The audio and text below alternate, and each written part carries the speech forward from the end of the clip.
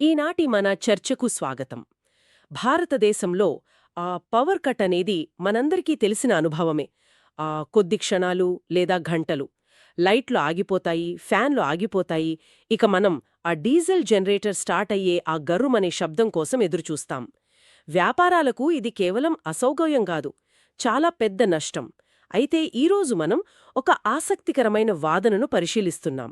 ఏంటంటే, ఒకే ఒక పరికరం, ఒక ఇంటెలిజెంట్ బాక్స్ లాంటిది ఈ సమస్యను పూర్తిగా తొలగించగలదని అంటున్నారు.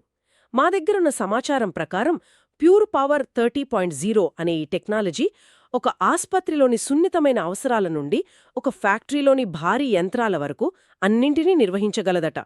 ఇది నిజంగా ఒక టెక్నాలజీ విప్లవమా, లేక కేవలం ఒక మెరుగైన ఇన్వర్టరా? దీని వెనుక ఉన్న అసలు నిజాలేంటో కొంచెం లోతుగా చూద్దాం. ముందుగా, ఈ ప్యూర్ పవర్ 30.0ను ఒక డీజిల్ జనరేటర్ లేదా సాధారణ ఇన్వర్టర్తో పోల్చలేమని అంటున్నారు. ఎందుకు? దీని ప్రత్యేకత ఏమిటి? మంచి ప్రశ్నతో మొదలుపెట్టారు. దానికి కారణమేంటంటే, మనం మాట్లాడుకుంటున్నది కేవలం ఒక బ్యాకప్ పరికరం గురించి కాదు. దాన్ని ఒక సమగ్ర శక్తి కేంద్రం లేదా ఇంటిగ్రేటెడ్ ఎనర్జీ స్టేషన్ అనడం సరైనది. మీరన్నట్లు ఇది జనరేటర్ కాదు, ఎందుకంటే దీనికి శబ్దం, పొగలాంటివి ఉండవు. ఇది కేవలం ఇన్వర్టర్ కూడా కాదు, ఎందుకంటే దీని సామర్థ్యం దానికన్నా చాలా చాలా ఎక్కువ. ఓకే. సాంకేతిక వివరాల్లోకి వెళ్లకుండా సింపుల్గా చెప్పాలంటే, దీంట్లో ఒక శక్తివంతమైన లిథియం బ్యాటరీ, ఒక స్మార్ట్ ఇన్వర్టర్ మరియు ఒక ఇంటెలిజెంట్ కంట్రోల్ సిస్టమ్ అన్నీ ఒకే పెట్టెలో ఉంటాయి. అందుకే దీని ఆల్ ఇన్ వన్ అని అంటాం. All in one. అవును. మామూలు సిస్టంలో జనరేటర్ ఒకటి, ఇన్వర్టర్ ఒకటి, బ్యాటరీలు వేరేగా చాలా స్థలాన్ని ఆక్రమిస్తాయి. ఇది దాదాపు 10 రెట్లు తక్కువ స్థలంలో ఇమిడిపోతుంది. సరే, ఆల్ ఇన్ వన్ అనేది బావుంది, స్థలం ఆదా అవుతుంది. కానీ అసలు మ్యాటర్ పనితీరు కదా. ఉదాహరణకి, పవర్ పోగానే జనరేటర్ ఆన్ అవ్వడానికి ఓ 10-30 సెకండ్లు పడుతుంది. ఆ గ్యాప్లోనే అసలు సమస్య అంతా. ఈ సిస్టమ్ ఆ గ్యాప్ను ఎలా ఎదుర్కొంటుంది? మీరు అసలైన పాయింట్కే వచ్చారు. ఆ గ్యాపును తొలగించడమే దీని అతిపెద్ద ఆవిష్కరణ. ప్యూర్ పవర్ 30.0 యొక్క స్విచ్ ఓవర్ సమయం కేవలం 4 మిల్లీసెకండ్లు. ఒక్క నిమిషం! 4 మిల్లీసెకండ్లంటున్నారా? అంటే మనం కన్ను రెప్ప వేయడానికి పట్టే సమయంలో 100వ వంతు కన్నా తక్కువ. అంటే మన కంప్యూటర్ స్క్రీన్ కూడా బ్లింక్ అవ్వదనమాట. ఖచ్చితంగా. అందుకే ఇది కేవలం లైట్లు, ఫ్యాన్ల కోసం కాదు. ఆ 4 మిల్లీసెకండ్ల వేగం ఎక్కడ అత్యంత కీలకమంటే, ప్రాణాలను కాపాడే చోట. ఉదాహరణకు, ఒక ఆస్పత్రిలోని ఐసీయూలో వెంటిలేటర్ మీద ఉన్న రోగిని ఊహించుకోండి. పవర్ పోయి జనరేటర్ ఆన్ అయ్యే ఆ 30 సెకండ్ల గ్యాప్లో ఆ వెంటిలేటర్ ఆగిపోతే ఏమవుతుంది? అది ఊహించడానికే భయంగా ఉంటుంది. నిజమే, చాలా ప్రమాదం. ఈ సిస్టంతో ఆ ventilator, ECG machine, oxygen concentrator ఒక్క సెకను కూడా ఆగవు. అలాగే డయాగ్నాస్టిక్ సెంటర్లలో ఎంఆర్ఐ లేదా సిటీ స్కాన్ మధ్యలో పవర్ పోతే మొత్తం ప్రక్రియ మళ్లీ మొదట్నుండి మొదలుపెట్టాలి. అది రోగికి శ్రమ, ఆస్పత్రికి సమయం, డబ్బు వృధా. ఈ తక్షణ స్విచ్ ఓవర్తో ఆ సమస్యే ఉండదు. ఫలితాల ఖచ్చితత్వం దెబ్బతినదు. ఓకే, ఇప్పుడు నాకు స్పష్టంగా అర్థమవుతోంది. ఈ టెక్నాలజీ ప్రాణాలను కాపాడగలదు. ఇదే తర్కాన్ని మనం ఐటీ కంపెనీలకు కూడా వర్తింపజేయవచ్చా? అక్కడ సర్వర్లు ఆగిపోతే డేటా నష్టం, ఆర్థిక నష్టం చాలా పెద్దది కదా. ఖచ్చితంగా. ఆస్పత్రిలో ప్రాణాలు పణంగా పెడితే ఐటీ కంపెనీలలో, ఫ్యాక్టరీలలో ఉత్పాదకత, ఆదాయం పణంగా పెడతారు. జీరో డౌన్ టైం అనేది వాళ్ల మంత్రం. పవర్ పోయినప్పుడు సర్వర్లు రీబూట్ అవ్వకుండా, ప్రొడక్షన్ లైన్లోని యంత్రాలు ఆగిపోకుండా ఈ సిస్టమ్ చూసుకుంటుంది. అందుకే ఇది చిన్న ఆఫీసులకే కాదు, చిన్న మరియు మధ్యతరహా పరిశ్రమలకు, అంటే ఎంఎస్ఎంఈలకు కూడా ఒక వరం లాంటిది. అయితే ఇక్కడ నాకో సందేహం. సర్వర్లు, కంప్యూటర్లు వంటి ఎలక్ట్రానిక్ పరికరాలకు తక్షణ పవర్ కావాలి, సరే. కానీ ఒక ఫ్యాక్టరీలో లేదా ఎత్తైన అపార్ట్మెంట్లో లిఫ్టులు, పెద్ద మోటార్లుంటాయి. అవి స్టార్ట్ అయినప్పుడు ఒక్కసారిగా ఎక్కువ పవర్ లాగుతాయి కదా. వాటిని ఈ సిస్టమ్ హ్యాండిల్ చెయ్యగలదా? అద్భుతమైన ప్రశ్న. ఇది కేవలం వేగవంతమైనది మాత్రమే కాదు, చాలా శక్తివంతమైనది కూడా.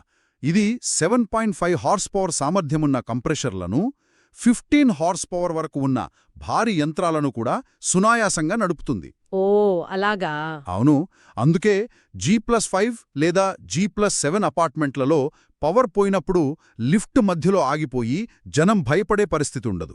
లిఫ్టులు, కామన్ ఏరియా లైట్లు, నీటి మోటార్లు అన్నీ ఒకేసారి పనిచేస్తాయి. కరెంటు పోయిన విషయమే నివాసితులకు తెలియదు. ఇది వారికొక ప్రీమియం జీవనానుభవాన్ని ఇస్తుంది.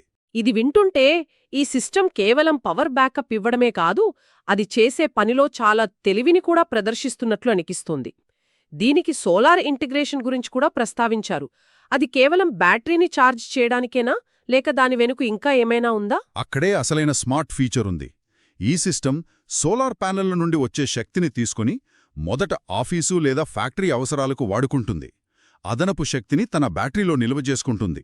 ఇది మనకు తెలిసిందే. కాని అసలు తెలివైన విషయమేంటంటే, వారాంతాల్లో లేదా సెలవు రోజుల్లో ఆఫీసు మూసి ఉన్నప్పుడు సోలార్ ప్యానెల్ను విద్యుత్ను ఉత్పత్తి చేస్తూనే ఉంటాయి కదా. అవును, అప్పుడు ఆ శక్తి వృధా అవుతుంది. కానీ ఇక్కడ అలా కాదు. ఆ సమయంలో ఉత్పత్తి అయిన అదనపు విద్యుత్తును ఈ సిస్టమ్ తిరిగి గ్రిడ్కు అమ్ముతుంది. దానివల్ల యజమానికి అదనపు ఆదాయం వస్తుంది. అంటే ఇది మీ విద్యుత్ ఖర్చును తగ్గించడమే కాకుండా మీకోసం డబ్బు సంపాదించే ఒక ఆస్తిగా మారుతుంది. ఒక్క నిమిషం, ఇది నిజంగా ఆసక్తికరంగా ఉంది. గ్రిడ్కు విద్యుత్తును అమ్మడం అనేది వినడానికి బాగుంది. కానీ భారతదేశంలో ఇది ఆచరణలో ఎంతవరకు సాధ్యం? మన ఎలక్ట్రిసిటీ బోర్డులతో వ్యవహరించడం అంత సులభం కాకపోవచ్చు కదా. ఇది నిజంగా ఆదాయ వనరా, లేక కేవలం మార్కెటింగ్ కోసం చెప్పే మాట? చాలా వాస్తవికమైన ప్రశ్న. మీరు చెప్పింది నిజమే. రాష్ట్ర ప్రభుత్వాల విధానాలు, స్థానిక డిస్కంల నిబంధనల మీద ఇది ఆధారపడి ఉంటుంది. కొన్ని రాష్ట్రాలలో నెట్ మీటరింగ్ విధానాలు చాలా ప్రోత్సాహకరంగా ఉన్నాయి. మరికొన్ని చోట్ల ఇంకా మెరుగుపడాలి. అయితే ఈ టెక్నాలజీ మిమ్మల్ని భవిష్యత్తుకు సిద్ధం చేస్తుంది. రేపు నిబంధనలు మరింత సులభతరమైనప్పుడు మీరు సిద్ధంగా ఉంటారు. ప్రస్తుతానికి ఇది ప్రధానంగా మీ విద్యుత్ బిల్లును తగ్గించడానికి మరియు శక్తి స్వాతంత్ర్యం ఇవ్వడానికి ఉపయోగపడుతుంది. ఆ ఆదాయం అనేది ఒక అదనపు బోనస్ లాంటిది. అర్థమైంది. అంటే ఇది ఫ్యూచర్ని దృష్టిలో ఉంచుకుని చేసిన డిజైన్. సరే, ఇప్పుడు సేవారంగాల గురించి మాట్లాడదాం. హోటళ్లు, రెస్టారెంట్లు, సూపర్ మార్కెట్లు. వీరికి కరెంటు పోతే ప్రత్యక్షంగా వ్యాపారం దెబ్బతింటుంది. వారి సమస్యలను ఇది ఎలా పరిష్కరిస్తుంది? సేవారంగంలో ప్రతిదీ కస్టమర్ అనుభవం మీదే ఆధారపడి ఉంటుంది. ఒక హోటల్లో పవర్ పోయి గదిలో ఏసీ, గీజర్ పనిచేయకపోతే ఆ గెస్ట్ మళ్లీ రారు, పైగా చెడ్డ రివ్యూ ఇస్తారు. రెస్టారెంట్లో కిచెన్లోని ఓవెన్లు, ఫ్రీజర్లు ఆగిపోతే ఆర్డర్లు ఆలస్యమవుతాయి, వ్యాపారం దెబ్బతింటుంది. ప్యూర్ పవర్ 30తో వాళ్లకు కరెంటు పోయిన విషయం కూడా తెలియదు. అన్నీ సజావుగా నడుస్తాయి. మరి సూపర్ మార్కెట్ల సంగతేంటి? అక్కడ పాలు, కూరగాయలు లాంటి పాడైపోయే వస్తువులుంటాయి కదా. అవును, అక్కడ నష్ట నివారణే ముఖ్యం.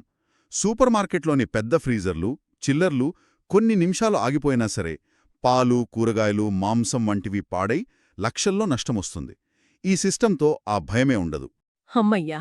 అంతేకాదు, రద్దీ సమయంలో పవర్ పోయి బిల్లింగ్ కౌంటర్లు ఆగిపోతే చూడాలి. కస్టమర్లు లైన్లో వేచి ఉండలేక కొన్న వస్తువులను అక్కడే వదిలేసి వెళ్ళిపోతారు. అది ప్రత్యక్ష అమ్మకాల నష్టం. ఈ సిస్టమ్ బిల్లింగ్ ఆగకుండా చూస్తుంది. అమ్మకాలు ఆగవు, కస్టమర్ అనుభవం దెబ్బతినదు. పెట్రోల్ పంపుల గురించి కూడా ప్రస్తావించారు. అక్కడ కూడా ఇదే సూత్రం వర్తిస్తుందా? ఖచ్చితంగా. పెట్రోల్ పంపులలో సమయమే డబ్బు. పవర్ పోయిన మరుక్షణం 16 నుండి 24 ఫ్యూల్ డిస్పెన్సింగ్ గన్లు ఒకేసారి పనిచేయడం ప్రారంభిస్తాయి. జనరేటర్ కోసం వేచి చూస్తే వాహనాలు క్యూ కడతాయి, అమ్మకాలు ఆగిపోతాయి. దీనివల్ల ₹1 కూడా ఆదాయ నష్టముండదు. ఒకవేళ వారి దగ్గర ఇప్పటికే డీజీ సెట్ ఉన్నా దాంతో ఇది ఆటోమేటిక్గా సింక్రోనైజ్ అయ్యి మరింత సమర్థవంతంగా పనిచేస్తుంది.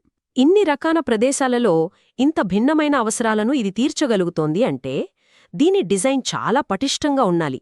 భారతదేశంలోని వాతావరణ పరిస్థితులు చాలా కఠినంగా ఉంటాయి. దుమ్ము, విపరీతమైన వేడి, భారీ వర్షాలు, వీటన్నింటినీ ఇది తట్టుకోగలదా? ఉదాహరణకు దీన్ని బయట వర్షంలో వదిలేవచ్చా? తప్పకుండా.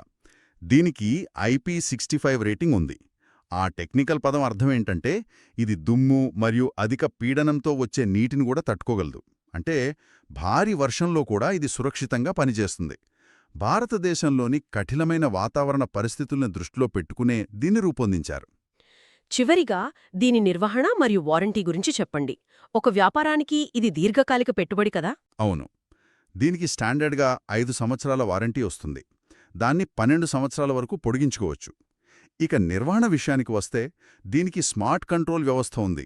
ఆర్టిఫిషియల్ ఇంటెలిజెన్స్ అంటే AI సహాయంతో క్లౌడ్ నుండి దీన్ని నిరంతరం పర్యవేక్షించవచ్చు. ఓ వావ్! అవును, ఏదైనా సమస్య వస్తే అది మనకు ముందే తెలుపుతుంది. సాఫ్ట్వేర్ అప్డేట్లను కూడా ఆన్లైన్లోనే అంటే ఓవర్ ది ఎయిర్ పంపవచ్చు.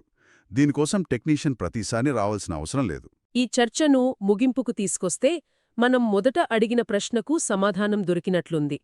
ఇది కేవలం ఒక మెరుగైన ఇన్వర్టర్ కాదు, ఇది వ్యాపారాలు, శక్తిని ఉపయోగించే విధానాన్ని మార్చే ఒక స్మార్ట్ ప్లాట్ఫామ్.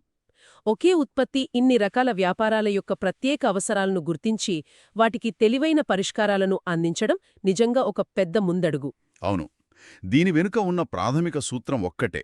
విద్యుత్ పోయినప్పుడు మీ కార్యకలాపాలు ఆగకూడదు. అది ఆస్పత్రి అయినా, ఫ్యాక్టరీ అయినా జీవితమాగకూడదు, ఆదాయమాగకూడదు. అయితే ఈ చర్చను ముగించే ముందు మనం ఆలోచించాల్సిన ఒక లోతైన విషయం ఉంది. అదేమిటి? మనం ఇప్పటి వరకు దీన్ని కేవలం ఒక్కో వ్యాపారం యొక్క సమస్యకు పరిష్కారంగా చూశాం. కానీ ఒక నగరం మొత్తం మీద వేల సంఖ్యలో ఇలాంటి స్మార్ట్ ఎనర్జీ స్టేషన్లు ఉన్నాయని ఊహించుకోండి. అవన్నీ కేవలం గ్రిడ్ నుండి విద్యుత్తును తీసుకోవడమే కాదు, సోలార్ ద్వారా శక్తిని ఉత్పత్తి చేసి, నిల్వ చేసుకుని, అవసరమైనప్పుడు గ్రిడ్కు తిరిగి ఇవ్వగలవు. ఇది కేవలం పవర్ కట్స్కు పరిష్కారం కాదు. ఇది మన నగరాలలోని విద్యుత్ గ్రిడ్పై భారాన్ని తగ్గించగలదు. భవిష్యత్తులో మనం నిర్మించబోయే స్మార్ట్ నగరాలకు ఇలాంటి వికేంద్రీకృత తెలివైన శక్తి పరిష్కారాలే పునాది కావచ్చు.